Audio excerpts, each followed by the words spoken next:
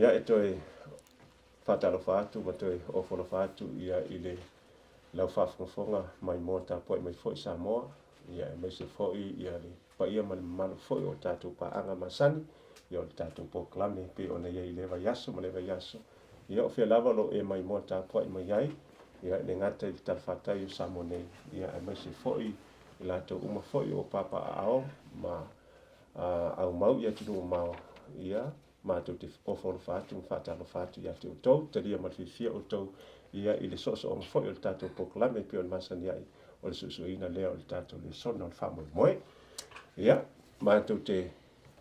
whātalo whātu foi, mau te whātalo whātu foi i le whai o lau whainga luega. Ia, su foi sunga i toi ina o whai aonga i o le tātou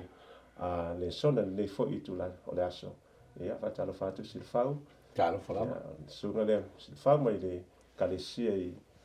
ia kina, ia, mai se fo i le sunga i le toina, ia Chris Samana, ia, mai le ekalesia i Leone, ia whātalo whātu i le sunga. Ia, manatu a ele i alo loa le tātou mta aupu, ia o te manatu o la vene teimi o te walawina i le nganga pa i o le tua, e ale tātou tan, so soan mai mo le tātou susuenga. Ia, yo vailo mātou tamai o langi, te tele, tamai le nei fo ia vano o mātou te maua, mātou te saili atuai la wafio, au so pea i le susuina o le nei fo i le sona tāua, mātou te tālam whanau iantu i le mana o le ngaga, mawhataina i mātou, whalau tele a wafionga, whamanino la mātou ai, ia mai se i e whamatala lotu i o mātou lotu, ina i o mātou langona mo mātou whiwhili usta i alu whina ngalo, whamanuia fo i whafonga anga ai lātou o mai mota poi mai. Ia mai se whaongaina o nei, te lia mai whamole lo lava swafo o mātu ole mbara o tuai nei. Amen. Amen. Ia, o te ilo, o le tātu te lalo lava o le whamanu o le autu o le Lesona nei foi, wata, whautuina o le wholafolanga. Ia, mai whia ngai ngai whaavau, ia ane tua. Leo o tātu o mai le mamau nei, ia o le Lesona, so ina o le Lesona lona ono. Ia o lo whaautuina i le autu whapenei, ia o so le Fanau a Aperaamo, ia po le Fanau a Aperaamo.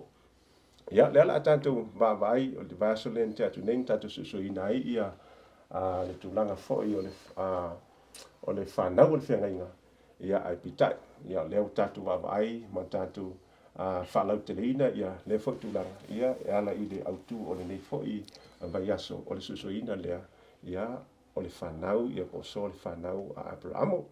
Ia o maua le tātou mtu taulote, le mua pe telo, mta au poe lua, al whai poe iwa, si le whau whamon pe whaina i whaitawina mo tātou. O tau o le tupulanga o filiflia o tau o tupu mau si taulanga. O le nupa ia, ma le nuu na whaatawina mai ina ia o tau tau watu o na lelei.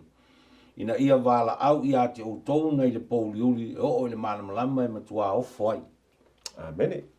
O te loa ia o le matua tauloto na o lo au iai, ia le tātou susuenga i le nei foi vai aso. Ia e tu atu lava non nei, ia i lau sunga Greece, ia pe mwhai ona e whaalau tele, ma whaamamanama foi, ia tūlanga o loo autu iai, ia po fito i tonu, ia i tātou susuenga, ia e whātatau le tātou autu, ma le matua tauloto, o le nei foi vai aso. Ia o le autu atoa leo le tātou Lesona leo, o tātou taunu umai nei Lesona nei, ewa o tātou whanongo tu e, tātou titiro tu e o le bere, o le tuli mea le tātou Lesona, o le folfolanga le atua. Folfolanga la le atua le e afo e ta'u le tātou Lesona o le atali i o Aperaamo. E suela le mateo mua, lon whau mua na e sa wele ngafa le e ta'u le ngafa o Yesu. O le tusi le ngafa o Yesu ke visa. O le atali i o Tavita. O le atali i o Aperaamo. E na whaasoro i lolo le ngafa la e, o le ngafa la le e so o wat fasilita ua na le ia tātou po le ale le afo i le winga o le folfolanga le atua. Le afo i le tāua o le whengenga e whaavavau le atua. Mantua la o tātou le wa mai tātou mai o i le amatanga o ngā luenga whaia le atua le folfolanga. Na ato tol tangata na whai whaatu so le atua i le eisi anga sala e tasi. Ia ona tofotofoina lea o le whaatu tua o le tangata i le atua ma le awhio ngā le atua poro i ngā le atua. Ia ai paul tangata. O le paula na o tangata le na lei ona whaatu mai le atua lana folfolanga a mata. ina ia toe fuate ina ile whaatuatua tangata so a tamuana amata mai ele le toe atina e no le whaatuatua tangata e ala ile folfolanga la lea whaasinoa i whanau al fine ma whanau ale ngata le ana amata mai le kene se tolu suma lima le ala utato iloa o le folfolanga la ea e patino ala folfolanga na pe ona wha manino e fo e paulo il fenginga fo e il whaupunga lea o so le whanau a Aperaamo ono ina ia Aperaamo lea na amatai ona toe wha mausali ma wha mau le tua le ia lana folfolanga i lana whea ngainga osi lea ma le tangata e wha vau ina ia mawhai ei on toe atina il wha tuatanga so mantua la o tangata la leo upa wanga sala ule mfai le tangata toe fo ia il tūlanga na amata mai e lona whainga ai ata to fai taulo la le ngafa le o mai i le mateo le bobo on tatu taulo la i le teimi o le la fa tatu to va ai ale i le fa upunga le o ta mai o le atali o fo o Aperaamo o le atali o lona atali e fa sino ya keriso so o Yesu la i lona fa nau mai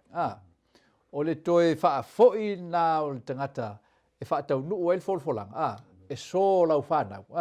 po o le atari o Aperaamo e toe whai ai le tangata i le wha tusa o le atua e peo na whai atangu mua ai le ipa ulang sa so i la le o tatu vai e le ngafa le o tau mai o le ngafa o Yesu Keriso o le atari o Tavita o le atari o Aperaamo le la fa tau i el tatu Lesona le mfai me le tatu Lesona le il tatu mutua o tou o le tupulanga u filfilia o tou o tupu mo staulanga o le nuu pa ia ma le nuu na fa tau ina mai ina ia o tou tau watu ona le lei na ia val au ia te o tou nai le pouliuli e o ilona lava malam e matua ofo ai awa tatou le sa no fo pongi sa ono le po o tatou lang sala o le o tatou toi o le malam ono o ia wala wina i tātou mai le pouliuri la ea monto e whaia tātou il whaatusa lona lava whaatusa e Yesu Keriso o le malamalama o le upuna le whionga le tua o ia o le malamalama so o Yesu la le o le malamalama leo ale na malamalama tātou la nei le e o whaasino e le atali o o Aperaamo leo whana nau mai ona o toi whaia le tangata tamulo na lua il whaatusa o le tua e leanga sala so le metaua la na le i tātou so oa awa visili tāua na mo tātou nei tangata upa ulang sala e whaape whea lanto e whaamio tono e le atua tātou nei uang sala pe a whaia e le ma whaia se tangata o na liua lona tūlanga anga sala e toi foi le tūlanga o le amio atua le la le tatu Lesona le tasa ili nei so ole o nga tono le tatu su engol vai asol nei e fa taule ia mio mawinga manga luenga e fa sino patinoa il Israelu moni amen o le atua amen malo parte le ki lo le o manino mai le pai nga mai e male am tanga fo o to mol tatu Lesona ia e whaingo fie fo il tatu savalinga tono to tonga tatu Lesona ile te nome le fitu ia a no foi pono te role la feta wina tu mo tanto mai awa o oe o le nupa ia mo Yehova lo tua na filifilia oe e Yehova lo tua ina ia avea manu mona o le oloa taua e sili i nu umalava o le funga ele amen taua tele le vaenga lea a silfau po le asi na fa pulanga fa tau le vaenga le before linga mai o le tua lava ia ele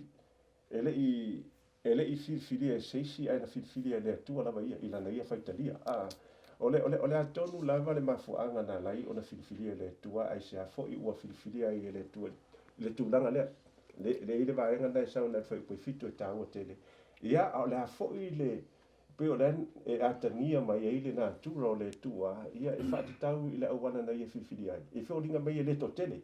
ia ai to titi lava ia nei lonu uma ia ole o filifilia fa to le tua mono fingalo se i faisina fa pulanga fa to vaenga le mo se fa Peana tauturi loa le tātou mata upo le kuata. amen O le folfolanga. Lea lava lai whaasolo mai whainga o le folfolanga lava lea. Le tau nuina o le folfolanga. Mare. Sau ia atamu ia noa. sau ia no le o ia Aperaamo le la o fa solo il Fanau Aperaamo le fai mai ele tu le auto le tato Lesona ni vai so ne o Fanau Aperaamo ne o fa solo il Fanau Aperaamo le me matautia le ia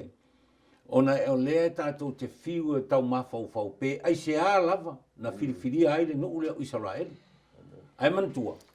e tasi al tangata na filifilia le tua Aperaamo na Aperaamo amala na Fanau e to lua o Isamaeli ma Isako o mai le tama e to lua o Isako Fanau o Isako le ngafa lea na le to lua foi tama na e sau mai Iakopo o mai lola ia Iakopo sau lola Fanau o Iakopo o to tele fo linga lolea o ila le ala foi le na fato asui e ile ngo Iakopo sui le to amawa ile upu Israel ia Iakopo awai mo wale upu Israel o ia Aperaamo ile imowa ia Isako ai fato amawa ia Iakopo ina o fai mai le tua o le asui lo ngo ia Israel no pulale le ngola le Israel le o si la fie le tu lana fora malana fenga le fai a Aperaamo o te fai o e manu e tele e manuia fo ia te o ai nga umo le lolang le ala wa o fa so longa o forlanga i Fanau Aperaamo o Fanau la le Aperaamo le tupu mai mo tupu mai Iakopo le tupu mai Israel si la fie la le tu o le wa mata ona fa to te leina le aloa la o vala awina ai ma filifilia fa to pela tala le fai mai wa o o le nu pa ia mo i ova le tua na filifilia o i ova lo tua ina ia avea manu mona o le oloa ta o e silin ino o malamba o le fonga ele mantua le o le fato a mo o le mele ta o le nu o tele mai Aperaamo awai le ma fai no fai se nu tanga sto ta si pe to lu e le se meta o se nu na o paulo me o le ai ai wangan ai o lo o fai tau se lau mo fai tau afen to a o lo le mele fai ngolo le mele ta o le nu o foringa na le fato a mo i ia Iakopo le meta o le nu le lo la o fai mai le tu ia Iakopo le asuia o lo ngo ia Israel fo velo le o oela Israel o le nu pa ia mo i o lo tu tau va vai la ia ile ina mata o ti o le filifilinga pe na sata o ele le sunga le filifilinga le tu o le nu o ai folinga mai i le filifilinga le tua pe ai se lava o filifilia i le tua fai mai le fa manu yanga le tua ia so e fai o to mau ele fai mai le foi la o le vaenga le tatu le sona le fa o tala o le lau walunga inu uma folinga i silia Israel inu uma mai o mai le so o le fa mauni le mele ele ai tangata silina popoto i le lalolangi e pe tangata Israel o i me tau me uma le taimi nei ele ai ama se tato wa i le tu sa tinga le va tau ma le to tele o malo le tu sa ai le ai ase malo la to te mafai Israel i le meta wata mai me tau o me uma lava ma le atama tele lo ata mai le ta ape nei lunga le fonga ele matu tele lo la asu e nei matuli au o tangata Israel tangata nala le ma vai la ia le tulanga le pe ai se lava walai ona tuli loa ele tua Israel ai atato va ai nei ele tele o fa le ton ole matua i fa le ton o le tele o fa le ton tulai mai Aperaamo sau ia Isako Aperaamo e fa atu le tua ai alu Aperaamo alu lesi fa fine sau ia Isako na le to fa tanga to le ainga ai folinga e lua vaenga le ele ai e se ale vaenga Isako ma e sau e se vaenga le peka mai Jakob o mai ia Jakob e tinga le to tele le Fanau ai folinga e sili ia Jakob o tamale o Josef le ana vai o winga la o vam talanga le tau wa ai o le mele le tau tuli loi i manatu ai tanga tape ai se alava wala ina folinga tinga lava na fale tonu maleanga mau tu Israel ai tuli loi le tu mana o le tu ia fai ai Israel manu tu mau walunga talu ai o le finanga le tu na wala o Israel e fai mo na sui o lana mio malana o lana tula fono ia so i fo mo le Israel e va ai uma ile la lola mai o forflanga la le na fai ia Aperaamo le lava le ala le mai ele i to e se ile tu ele na forflanga na mana o le tu tuli loa se ia o apeno le sata o ku se ia o ai na fa tau i o ia Yesu le la ta to wanga ia tua ia ile sono lo fa sono ni kwat ia pe o le va inga na i le vaenga le tatu le sona le ta ua o lau lunga i saura elu ino umo le rolang ona e fesili na i sia ia o le polinga na o le finangalo le atua ia tulanga esa i saura elu le anga o le nuu na manatu le atua na finangalo le atua la tau te avea le ata o lana amio i le lalora le anga o le la tupu mai ele tama e tau no el folfolanga na fai ai pa mata ma no fa ta o ki le vai nga le o te leo ele o le tua na te e si le fia mau tangata a pelenga e sa mo fa tau tulanga o le soifonga Aperaamo ia mai ala tanga teimi le na pala ulia ia ese mai lo nu ia i le lusu lima tau sanga lumanai ai le i o si el taulanga ia Isako el ke le yo la pelto inga ia ai pita ina si fia mau mai la le tua tulanga o le fa mau ninga ia o lona fatutua ia po la pel soifuanga ia ai sa muria ia ona matua liliu matuina atu ia le tua ia ito te no lon soifuanga o te lo fa pena tanto amen ia te mi la mtanga tanto sabalinga male tua ia ele ato toa ia pita fa tai le tua o i fa lo ai ia le lo fatu no le tua fa me fa pu fa punga na el fa sa fa po fitu fa mai ele ona wasili ona to tele o to inu uma na mana o ai Jehova ia to ai fa mai le vanga muli ai mai na sili ona to titi o to inu uma lava amen fa dio le lo fatu no le tua ia ele ngata na ia sila fia pe la ia sila fia no mai fa upuna valo ke dese mta o pe ono mai na sila fia ele tua noa ma lo fangia o ia ona o tulanga o le amio noa ia malona soifua ia e tusa ma le soifuanga o le finangalo le tua ia le o tanto o mai le vaenga le fatai mon e sa fa popo ile afo ile ainga ma le amtanga le nu le na amanta ia Aperaamo ia le foi o lo ia le fatau ai fatau ile vaenga le o le ele ia vaenga le tato ia vaenga tele ia lua o le fenga fa va le tua vaenga ia tele ai le tua i langa rosinga fenga le fa va mal tangata o le mo o tangata malona ola ina ia fatu mau o vaenga tele na o folfolanga le tua o le fina ngalo ai o le tua na fail tangata ina ia folinga ia tia ia mio tua ele i fai ele tua tangata ina ia ngasala lua na fai ele tua tangata to fai ele tua lo no fuanga no foi e ta o lalangi so ele la vaenga le lua le na ele ta o le ele o le fe nginga e fa tau ele o le fe nginga o si ele tua fa tau lalangi ele i fai ele tua le lalangi multi apolo ma angelu ma tangata o le ngasala ele i fai ele tua le lalangi mo lato na fai ele tua le lalangi mo lana lava Fanau e a mio i lana mio e fo linga i ono fo linga ma o lona fa tusa e fai e tangata so le taua na o le vai le tua o le fa ngaso longa o lana fenga le fa vau ia malana folfolanga mantuala mai ia atambu se i tau mai ia Aperaamo se i tau mai lava ia Yesu e se i tau mai lava ia tatou e o ile so o le folfolanga na au tua le tua e whaatau i lona fina ngalo ina ia tu maul tangata e tau o lana Fanau o lona atali e a mio ia te ia fōringa ia te ia e le i motu lava o a tamu ana mua i pau o a tamu fo ina mua i sala mo a mon talia le folfolanga le anta to lo le ala ina mata le tuso le fa lua o le ngafa le mai el mateo mo e ta to tau le perus futasi le tau le ngafa o e fa tu ia na mata mai ale a pelu wa a pelu le luai fa linga o le Fanau a tamu ua la to talia le folfolanga o le fa o tanga masalamo ia matau tino ana ngasala ma fasila ma moe ta wai e tau tino toi a pelu e moni ala le moli mau le tua o le o mato wanga sala o le ese fa moe o mato pa u le malai o le oti e fa va o le mena le na fasila ma moe so mai ia a pelu fa solo me ale ngafala ia mai a pelu se I mean ia a pelu sui e setu fa solo mai lo tau ia noa sau ia semu ia sau tau ia uma semu mata uma noa a mata ia semu sau tau ia Aperaamo uma Aperaamo fa solo mai a se tau mai lava ia Josefa le tamau Yesu ia o ngafa uma na o lo tau mai ai e tu tusa le motusia o le atali o le atua mai a atamu.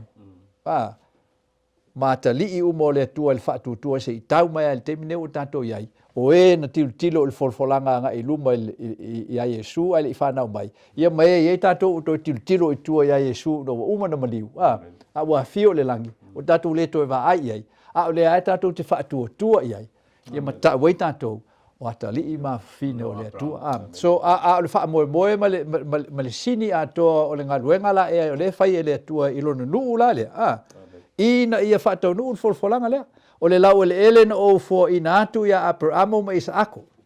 O te foa i atu ai i ate oe. O lau whanau foi pe ama vai atu oe. O te foa i atu i ai. Le lau ele ele. O folfolanga le ele na whai e fo e. Ele atua ia Iakopo.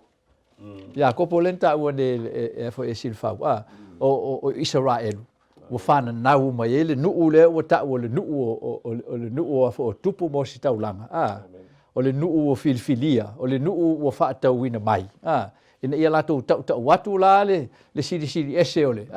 O le mana la le o le tua na ia whaatu mau ina i o na tangata to tasi ia mai au ngā tupulanga. Mai ia. Le whaasingo tonu ai ai. Whanau o le tari o le tua. O e o le la whaasoro te, le tatu susu e ngai. Whaasoro le iunga. Te whasoa. Ile Jeremia mta besuma tasi fa pe valu si fa tawina fa mai a wala to le fa longo mai wa le wa i mai fo i ola to telinga a wala to te tas ma savali tu sama male fina o vale ola to loto leanga o lea ua o fa o ai i lunga i a te la to o upu uma o le nei whiangainga na upo loa i atu ai ia la to faia a wala to le faia lava lau sunga silfau o le ase o la tu langa le o ia le whenga inga le na o sia le tua mo tangata ina o le usta ia le tangata le whenga inga le na o sia ma le tua le ina ua filfilia le tua Israel pe no le sa i le vaenga le tu maulunga o Israel o mai lom mau tino fa mele skeru le sumalon fa upo evalu na over ai ia te oe fauta o lo tausanga o le tausanga o le alofa lea ona fa afu lea ia te oe ona ofa afu lea ia te oe lo upito ofu e ufiti ai lo le lava na o tau tō fo ia te oe ma tā o sia le whengai ngā mau ona whai ai leo oe mo o feta lai mai ai le li o Iova o le wala unga leo Israel le whai mai mōli mau ile apostolo o le perfeta o eskielu whai mai le tua na o ui ane o vai ia te oe lo le lava ona ofa ofu le ia fa ufufi le te oe lo upito ofu ai o le tau o lo tau sanga o le tausanga o le alofa lea. O i le wha maoninga lea. O le alofa tu no le tua. Na mala au lia wha apitoa Israel. E whai maona nu. Ina ia peo na whai atu le amtanga. Ina ia lato tau ave lea mi o le tua. O lana tu la pono man whaamisinong. Ia whai maata o le tua i le lalolangi. Peita. Lea la ua Israel mu whenga. O le tele i o whenga inga. Na o sia le tua ma Israel. Ai panga lea. E tele o whenga inga soli a Israel. Ai pangale lo fatu no le tua e ti nga lava ona fa le tonu Israel ma le tausi whenga pe lan ta u le mia le wala to le fa longo mai o le wa i mai fo la to talinga o la to tai tasi ma savali e tusa ma le fina vale o la to loto leanga o le o fa o ai lunga ia te ila to upu umo le nei whenga na o polo ia tua ia te ila to faia a wala to le faia so se whenga e o si le tu ma Israel e lua nei tu o le usta i ai manuia ma lo le usta i tau te malaia pe lan tatou wa ai na umana fa ta fe e kupito le fase lau tau sanga alu tau manga wa o ai al fa le ton to fa ta fe i papelonia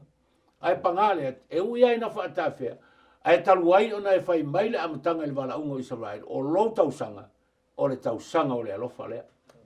na la ino filifili le tua le lava la e tuli loa le alofa le tua pe lan tatou wa ai i le folfolang o le autua lea ma ia manino po fea lava le fese o le feso wa i ai le folfolanga le no fai le tua o ia tama eva pe onta o sunga kuis o mai ia no sau ia Aperaamo le fa solo tua po fea e feso wa ina ia a le upu le ai na mala wina oe o lo tau sanga o le tau sanga o le alofa le le ma fai ala na tu ua le tua lo na alofa tu no na mala wina ai fa to malana folofolanga na fai le amatanga. Lea lava e tuli loa. Se ia o ai na Fanau mai e sui whaatau nunga le folofolanga. Ma le whenga inga na fai. E ui ala ina wha le tonu ia. Ia Israelu. I whenga inga na o sia ma le atua. Ai le ima vai ai lava le. Le alofa leo le atua. Mai. Le alofa tu noa leo le atua. Na tuli loa ai lava on tangata. Mai o le o mai al temi nei le la tātou whaasolo atu il tātou le sona i o tutoe. Ma li Israelu wha le ngang. O lea lava e whaaloa loa matuli loa le lofo le atua. Se ia tini mwhaatau nu i le unga o le whenga inga ma le folofolanga. Na whai mai o le amatanga. Le ua uma o tau le vaenga mo mua ina uso. Maliu Yesu. Ai pangale le vaenga lona lua. O le whaatau nu unga o me uma le whame Yesu. E le mawai se i ota. Ma se matai tusi o le neitu la fono. Se ia tau nu mea uma. Le alai wa ai tau la i anga i ai. I le tau nu mea uma. Ia, o le tau unga le nā o le folofolanga a toa le atua, ma le whaatau ino no nā lo whatu no i tangata. Ia, te le tau. Whaftai. Israelu mu whenga inga ia na lato. Tau tele, i le iore mea nai tolu whai kuma mua, ma le whai pelus, funu nai tā ua mai i al tūranga whale, peo se mele leia Israelu mo le, se whiwhinge sa whariko lua, e karia pe a koe fo nga e mai e leo se mele le nga i le kuma la ngu fa sala e fe me fam tala nga le tu o ko sala e o ko o le aka ko wale o ko vai a ko ese la le ina o ko vala au ko foi man ro vinga o fa fika o le pa o le e le o le solitu la fono ai o le kulanga o le ku e la ko o le mastanga va lata i la tau ma le tua ia wala i o nga kupu fa fita o fa mo fa so ia leo tatu o mai vaenga lea e wha mawhaina ai le tūlanga o lantou o e tutoi. Ia ta ua mai i seina e wha whai petolu, ia mika e wha ono malfitu, ia ma le sefana ia, na e tolu sulua ma le suman tolu, na e wha iloa mai ai le ngata o lantou o e tutoi, o lantou o e na filifilia wha pitoe le tua, ia e na e wha iloa mai ai. Ia le mafuaanga na lai ona whaapolopolo ma whiwhiria whapito i lato e le tua e a vea mai e totoe mai a i lato i whaumatia i toa sao le tua se e whasoa mai lausunga Chris ia o le vaenga le whaatau ana i e totoe o le vaenga le whaasin tonua nga i le tu o le whengainga e whaatau i le vaenga le tua a wā o mea malawa i e tatu talanoa i leu a mai a tatu Lesona le pe on tatu titiru e wha vai le loftu no le tua o le lofa fua o le tua e alai o na iai le manoa le tatu le alai tatu talanoa i pea i le tūlanga le iai le tangata ma Israelu ma le whengainga le tua o le tangata ua ngasala o le tangata e le iso na wha moe moe o le tangata ua māleina o le tangata e le te tau o na lofa ngia e seisi. E le o se mea te tau na lofa i le pefe o le tala nae e te whaitau i Nairi Arabia nae e whamatala mai i Israelu o le tamawhine ua la fuai. Io o le tangata nga sala la ea. O le tangata e tua uma i ai le lofa o le atua, uma me le lei e whai e le atua i ai le suia e tu maua le metasi o le lofa tu noa la leo le atua. O le mea o fofongia na o le e tau mai e tala whaasoro pito le o le folofolanga le atua ma ana osi ngā whengainga. O le mawhai e le atua o na whaatu maupe e ina. Ona tali. Mai ia a tamu se i o mai a ile so. A wā o le mele o le ia ile o lo ona nā i le atua le manuia o nuu le na whai a Aperaamo. E manuia foi a inga umo le lalolangi. Ia te oe. Aisea, lango o tangata ia le e tau o tangata o e o totoe. O la tau ia o le i to tonu o le lotoi o le nuu ma le lalolangi ma tangata ia tau le atua o na tangata. O tangata matua ami o le anga ma tangata anga sala. Lea le infa mai le kenese ono. O sila mai le atua. O manatu o tangata i o lato loto. Ua na o le anga lava i aso uma. Eleva pe eleanga to le lei e na le leanga lava ele aise na manu le lei e ali mai pe ongo mai le soifuanga o tangata sala o le matua i anga sala lava so le matautia na o le ngaluenga le tua le fai aise ono le folfolanga le tua na fai ai lumo le ngata ma atama eva a fa longo le ngata e tu momo lo uru ele el tama el Fanau o le fine ai tu momo ina lo no muli vai ai sea ona langa na tau to ale tua ia te ia e le mafai e se bea tasi ona mawai e se ina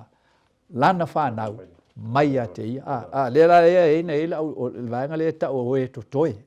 o e toi la e fa mai ia se fa nei ho le fa ta o to le fa sumalu o te fa to toi to tonu ia te oe o le nuu anga malu ma le mativa la tau te fa tua foi i le suafo Iova o e to toe o Israelu la tau te le faia mi o le tonu la tau te le tala pe pelo foi e le i loa foi o la tau mutu le laulau feiva fa ole ai la tau te ai mata o oto e le ai foi se fa matau mai o le tulanga na o le tangata e ta o le tangata e to toe o tangata nga ta o lefa mai le tu e Aperaamo o au Iova lo tu na mai o mai uro i esa vali o luma male a mio sao ia sao la wa mio amen so tu langa na le mata to ye e fa tu ile lo tu no le tua e uin ta to loa le sai tio ta to pe na we paulo mai a we au tangata male o te faia le me o te le loto ia au te faia le me loto i ele tino mo tu na o tino malang sala ai pe tai o no Yesu ke riso le atali o e fo o Aperaamo le wa le o no fa inta tato o e o to toe po fa na o le atua i to tono le nu e le anga ma le fo ia i ma la mio so le tulang na le nta o le tatu lopo o ai e ta o e to toe o ngalango o i lato mana fai tau mai la matanga pe fa mai le ngafa le peru suma tasia ele mo faia ele i mo la tol men folfolina aisia lana ele me sili de sau ni ele tua e mo la to matato ale yai tato ele mo fai on fa ato toin so tato lane le ta o e to toe mulia le e fa sino e la ta le so e o mai lava la le so ele isuia Israel ele isuia le ai ngata o lo o matua ia nga sala lava tangata o na natu na o nga sala lava ia pe o aso ne tatu e nei le si so mana tu natu se to fio mai o Yesu ia e si da tu se po mana natu na me le si so mana tu na me ne aso nga fa talingo le stimulus la fa ta io so o winga na o me ia le tatu tal no ai nei o feo lo o ia tato o ta fai tau tato i e tu toe po o fai tau tatou le lautele o lunu o osi whenga inga ai le tausia le tatou vaenga o no lo tatou tau mwhai e tausia lo tatou marosi po o lo tatou le lei po o lo tatou poto o le atua to tasi e mwhai ona sao tatou amen kaua ke le tau te le vaenga le wa le ka ki va vai te o tanga te to o pau yo kanga kai i se sifa upunga la tamai pau yo tanga te la tu te sawa tu malo la wa la ko inga ko ko mai le la la o la ko o inga fa la inga la sala ai tau ia le se fada ia na tolu fe pesulu me su tolu fe mai o e tu toi ia ki lo ka ko ki ma ka ku fo ia e i lo ka ko ki fa tau le vaenga le fe mai o e tu toi o e anga manu o la ko o e mantiva o la tu o e fa tu o e la tu te faia le ami o tono le tua e le tala pelo e le fa o le fo o la tu no faiva lo vinga se si fa mtalanga ia a fa pea o tu langa le na filifilia ia le tua tangata ia e fa polo mo le langi ma le o le fa vau ia ka ko ke va vai foi the same se si fa makalanga o anga va fo ia e ta fo tatu va vai i nei mafai ona fai taulia i tatou ia i latou e wa fa to ina mai se fa o te lo le wa lam nam fai tatu time vai no muli le tatou Lesona ia se fa isa u fa mtalanga fa tau li kaltile mtau petolu lusu ma le ono se o lusu ma lima ia ila tu tonu lava ia leta o tangata toe le fa ingo ina o Israel fa nga se singa fa ma nei ia oli tala lea pe an tatou tala noa ma ta ua le te leo le fa le tonu Israel mai ai le amatanga ai le ma fai au na tu ele tua ai mai ata wa ai nei ai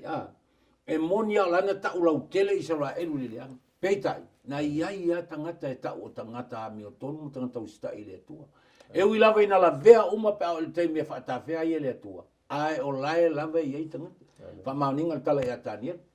Mare. Na fa ko ta fe o mai papeloni a la na ia ta ni nu matangata ya la to te usita ia tu la fa mauni tu la fono le tu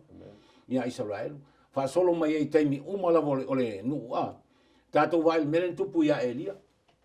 fa mai Elia le tu o na o a a fa mele tu Elia ali fa foi tu ma le vai tu Elia o a Elia ida